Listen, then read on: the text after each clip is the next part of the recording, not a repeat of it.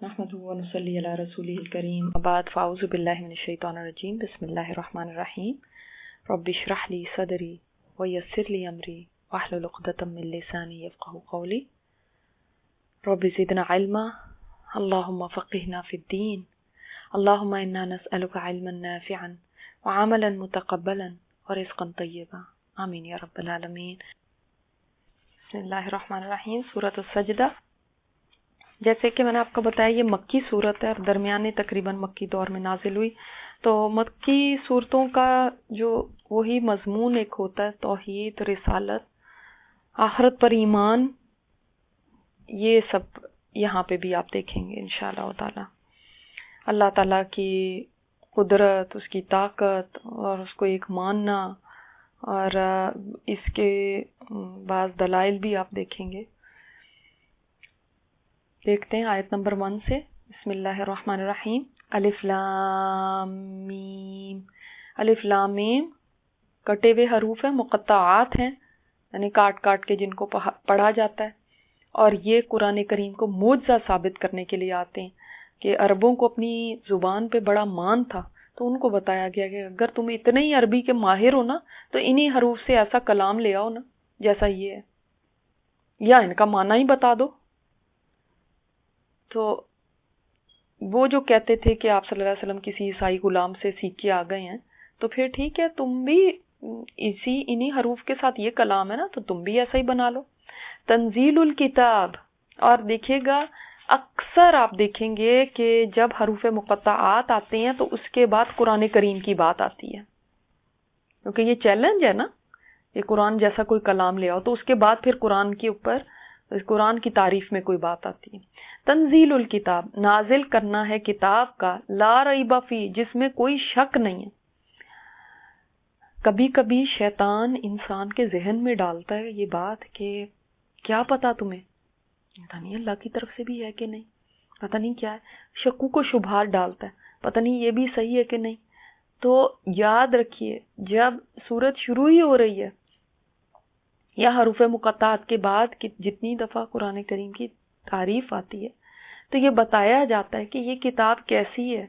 سب سے پہلی بات جو قرآن شروع ہوتے ہی آتی ہے وہ یہ کہ اس میں کبھی شک نہ کرنا، یاد رکھنا یہ بات کہ اس میں کوئی ڈاؤٹ نہیں ہے، یہ یقینی بات ہے کہ یہ میرا رب العالمین ہے، یہ رب العالمین کی طرف سے ہے، جہانوں کے رب کی طرف سے ہے، اور اس میں ذرا بھی کوئی رتی برابر بھی ایک حرف کا بھی کہیں پہ کوئی رد و بدل نہیں ہوا، کہیں کوئی چینج آئی، کہیں کوئی چیز مٹی نہیں ہے، کہیں کوئی اضافہ نہیں ہوا، شک بالکل نہ کرنا اس میں، ٹھیک ہے۔ جب انسان یقین کرے گا نا تو تبھی اس کلام کی آیات پر عمل بھی کر سکے گا۔ اگر یقین ہی نہیں ہوگا اور یہ کہیں گے پتہ نہیں، ہو سکتا ہے کوئی من گھڑت ہی کس سے ہوں، پتہ نہیں کیا، پتہ نہیں یہ والی بات سچ ہے کہ نہیں، تو پھر تو یعنی سب دین ایمان ختم ہو گیا۔ ہمارے سے فرسٹ ریکوائرمنٹ ہی یہ ہے کہ ہم یہ یقین کر لیں کہ یہ لا ریب فی کلام ہے، یہ اللہ کی طرف سے نازل ہوا، یہ نبی صلی اللہ علیہ وسلم نے نہیں بنا کے دے دیا۔ اور کوئی یہ بات کرے بھی تو اس کو بتائیں کہ جس انسان نے 40 سال میں کوئی ایک لفظ بھی نہیں پڑھا وہ ایسا کلام کیسے لا سکتا ہے۔ یہاں پہ تو کتابیں لکھنے کے لیے ایک ایک فیلڈ میں کتنی ریسرچ کرنی پڑتی ہے، کتنا لوگ زندگی کھپاتے ہیں، پھر جگہ ایک کتاب ان سے لکھی جاتی ہے۔ اور قرآن جس کا کوئی مقابلہ نہیں کر سکتا، آپ صلی اللہ علیہ وسلم بغیر پڑھے ہی انہوں نے بنا لیا، ایسے کیسے ہو سکتا ہے؟ ام یقولون نفترا، کیا وہ یہ کہتے ہیں کہ اس نے گھڑ لیا؟ ایک یعنی تعجب کی بات ہے، یعنی یہ نہیں کہ سوال کیا جاتا ہے کیا وہ یہ کہتے ہیں، اچھا کہتے ہیں یا نہیں کہتے، یہ نہیں ہے، بلکہ کیا وہ یہ کہتے ہیں کہ اس نے گھڑ لیا اس کو، یعنی یہ انداز کہ یعنی یہ حیرت کی بات ہے کہ یہ بات مان رہے ہیں کہ نبی صلی اللہ علیہ وسلم خود ہی بنا کے لے آئے۔ قرآن تو خود اس بات کا ثبوت ہے کہ یہ کسی یہ جو اس میں الفاظ اور جس طرح سے بات کہی گئی ہے اس میں، عرب تو خود حیران ہو گئے تھے کہ یہ کیسا کلام ہے، تم یہ سوچتے ہو کہ یہ خود لے آئے ہیں اس کو۔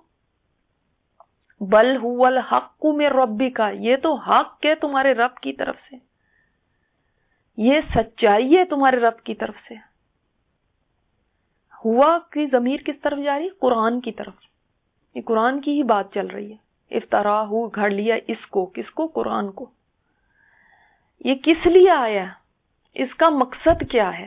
لِتُنذِرَ قَوْمًا، تاکہ وارن کر دے. اب میں یہ خبردار کرنے کا، ڈرانے کا نہیں کری، کیونکہ انذار کا میں نے آپ کو بتایا تھا کہ کسی کو بڑی شفقت کے ساتھ متنبہ کرنا، وارن کرنا، کسی بھیانک انجام سے اس کو وارن کر دینا کہ دیکھو اگر یہ نہیں کیا تو یہ انجام ہو جائے گا. اس لیے ڈرانے والا بھی اس کو کہہ دیا جاتا ہے، اگر بالکل ایگزیکٹ معنی نہیں ہم کہہ سکتے ڈرانے والا. لِتُنذِرَ قَوْمًا، تاکہ انذار کر دو، وارن کر دو ایک ایسی قوم کو. کون قوم ہے یہ؟ عرب کی قوم. ما اتاہم، کیونکہ آگے جو بات آ رہی ہے وہ بتا رہی، ما اتاہم من نذیر، نہیں آیا ان کے پاس کوئی نذیر، کوئی ڈرانے والا، من قبلی کا، آپ سے پہلے، لعلہم یہتدون، شاید کو وہ ہدایت پا جائے. یہ کیوں کہا گیا کہ آپ صلی اللہ علیہ وسلم سے پہلے کوئی نذیر نہیں آیا ان کے پاس؟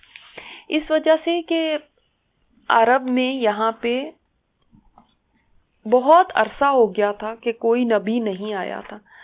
جو نبی آئے تھے، یعنی آپ دیکھیں ہود علیہ السلام، صالح علیہ السلام آئے تھے، ابراہیم علیہ السلام، اور ان کے بعد اسماعیل علیہ السلام، لیکن یہ زمانہ بھی نبی صلی اللہ علیہ وسلم سے کوئی 2500 سال پہلے کا زمانہ تھا. تو ان کے بعد پھر شعیب علیہ السلام بھی آئے، مگر وہ بھی آپ صلی اللہ علیہ وسلم سے 2000 سال پہلے آئے تھے. تو کافی زمانہ گزر گیا تھا کہ عرب والوں کے پاس کوئی نبی نہیں آیا. ایگزیکٹ ان کے پاس تو نہیں آئے حضرت ہود اور صالح، لیکن قریب کی بستیوں میں عرب میں تو آئے تھے نا. تو یعنی کوئی ایسا نبی نہیں آیا کہ جو کوئی شریعت لے کر آئے، کوئی زندگی کا دستور ان کے پاس لے کر آئے. مگر یہ نہیں ہے کہ ان کو پتہ نہیں تھا کچھ، ان کو حقیقت معلوم تھی کہ اس کائنات کا پیدا کرنے والا اللہ ہے. یعنی جیسے ہم نے پہلے پڑھا کہ آسمان و زمین کس نے پیدا کیا؟ اللہ نے. یہ تو بعد میں ان کے اندر شرک آیا، جب عمرو بن لحی جو ہے وہ اس نے عرب میں بت پرستی کی بدعت شروع کی تھی، تو یہ تو بعد میں ہوا. لیکن ایسا نہیں کہ ان کو پتہ نہیں تھا. تو ہائے وہ بیچارے لوگ، ان کا کیا بنے کہ وہ تو ان کے ساتھ کوئی ظلم نہیں ہے کہ ان کے پاس کوئی تو پیغمبر ہی نہیں آیا، تو پھر ان کو تو بالکل انوسنٹ ہونا کہنا چاہیے ہمیں. تو ایسی بات نہیں ہے. یعنی عرصہ دراز سے نبی نہیں آیا تھا، لیکن دین ابراہیمی کو وہ پہچانتے تھے، ٹھیک ہے، اور توحید کو بھی جانتے تھے.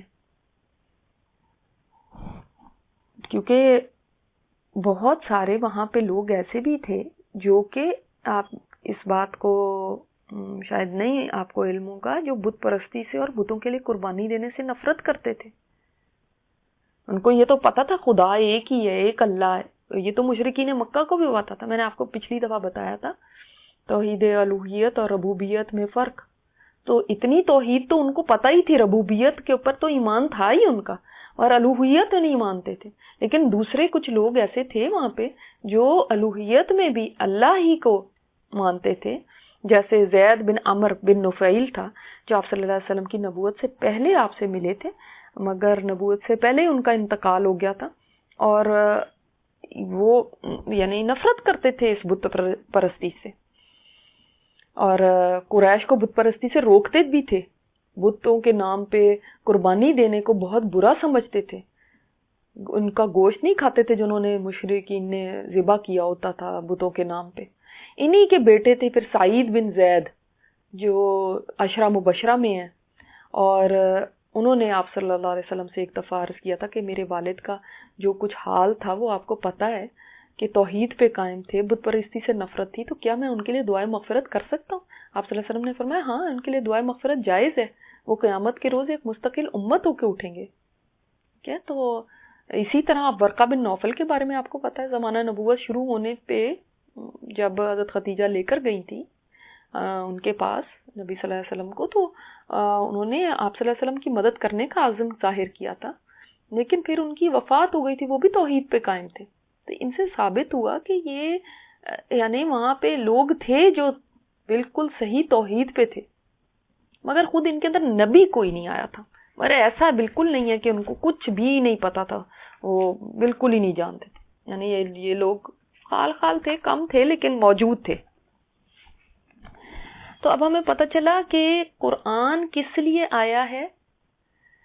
لعلہم یہتدون، لوگوں کی رہنمائی کرنے کے لیے، تاکہ لوگ اس کی رہنمائی کے مطابق زندگی گزاریں. اس لیے آیا ہے، انذار کرنے کے لیے آیا، خبردار کرنے کے لیے آیا. چاہے آپ اس کو خوف کہہ دیں، خوف بھی کس بات کا، کہ بھئی یہ فکر کرو کہ ہمارا قیامت میں کیا بنے گا.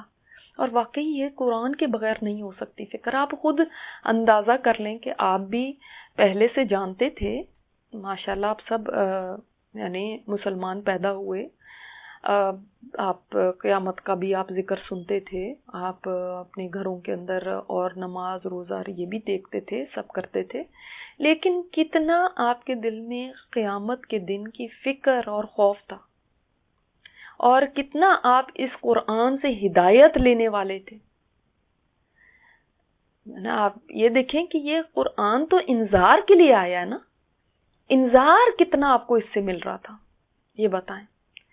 کیونکہ جب اس قرآن کو آپ پڑھیں تو یہ ایسا پڑھنا نہیں ہونا چاہیے جس میں بس پارے پہ پارا ختم ہو رہا ہے اور آپ کو نہ ترجمہ سمجھ آئے نہ تفسیر آپ اس سے واقف ہو. جب تک آپ ترجمہ اور تفسیر دونوں چیزیں نہیں آپ کو پتہ ہوں گی نا، تب تک اس کی طرف سے انذار نہیں ہو سکتا. لیکن آپ یہی آیتیں آپ گھر میں پڑھ کے آ جائیں، تھوڑا بہت اثر ہوگا، لیکن پھر آپ تفسیر سنتے ہیں اور زیادہ اثر ہوتا ہے. تو اس کا مقصد نہ تو یہ ہے کہ آپ بس حفظ کر لیں یا آپ صحیح سے پڑھنا جان لیں تو مقصد پورا ہو گیا. بعض لوگوں کو جب ہم کہتے ہیں کہ آئیں آپ کلاس میں سیکھیں قرآن کریم، اس کو سمجھیں، تو وہ کہتے نہیں جی ہم زیادہ انٹرسٹڈ اس میں ہیں کہ ہم تجوید سیکھ لیں، صحیح پڑھنا ہمیں آ جائے، ناظرہ ہم پڑھ لیں. بس ان کو لگتا ہے یہی مقصد ہے اس قرآن کا. وہ ٹھیک ہے، ظاہر ہے قرآن کا حق ہے کہ آپ اس کو صحیح طرح سے پکڑیں، مگر مقصد نہیں ہے. یاد رکھیے مقصد میں اور حق ہونے میں فرق ہے نا. مقصد اس کا یہی ہے کہ آپ اس کے ذریعے ہدایت پا لیں. اب آپ نے اگر تجوید سے پڑھنا بھی سیکھ لیا، آپ نے پورے قرآن کو حفظ بھی کر لیا، تب بھی مقصد پورا نہیں ہوگا جب تک کہ آپ اس کو دل میں نہیں لیتے، جب تک اس کے ذریعے زندگی نہیں بدل جاتی. یہ کتاب ہدایت لوگوں کو راستہ دکھانے کے لیے ہے. جب تک آپ اس سے راستہ دیکھنے نہیں لگتے اور اس پہ چل نہیں پڑتے. دیکھیں یہ تقریریں کرنا نا بڑا آسان ہے. آپ مجھ سے کہیں تقویٰ پہ تقریر کر دو، میں کر دوں گی تقویٰ پہ تقریر. لیکن آپ مجھے کہیں تقویٰ اپنے اندر ڈال کے دکھاؤ تو یہ بڑا مشکل کام ہے. آپ مجھ سے نماز پہ لیکچر دلا لیں، نماز پہ لیکچر دیکھو خشوع کے ساتھ نماز پڑھنا، یہ کرنا، یہ بڑا آسان ہے. مگر آپ کہیں گے ایسی نماز پڑھ کے دکھائیں تو یہ بڑا مشکل ہے. تو یہ قرآن وہ ہے جو ہمیں یہ کام کراتا ہے کہ پھر ہمارے اندر یہ آہستہ آہستہ چیزیں ڈیولپ کرتا ہے. اور تو یہ چیزیں، یہ کام الفاظ سے نہیں ہو سکتے صرف، جب تک قرآن اندر نہ اتر جائے. جب قرآن اندر اترتا ہے نا تب یہ کام ہوں گے. جب غور و فکر کریں گے آیات پہ، جب پوری یقین کے ساتھ آیات کو لیں گے، تب یہ آتا ہے اندر.